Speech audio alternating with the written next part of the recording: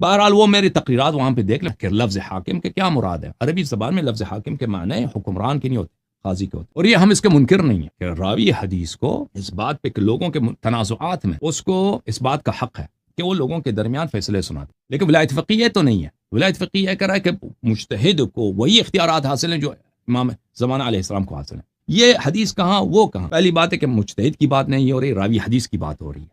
دوسری بات یہ ہے کہ عصر غیبت کی بات نہیں ہو رہی، صرف یہ عصر حضور میں بھی یہی ہے. حدیث ہے یہ عصر ظہور کے لیے.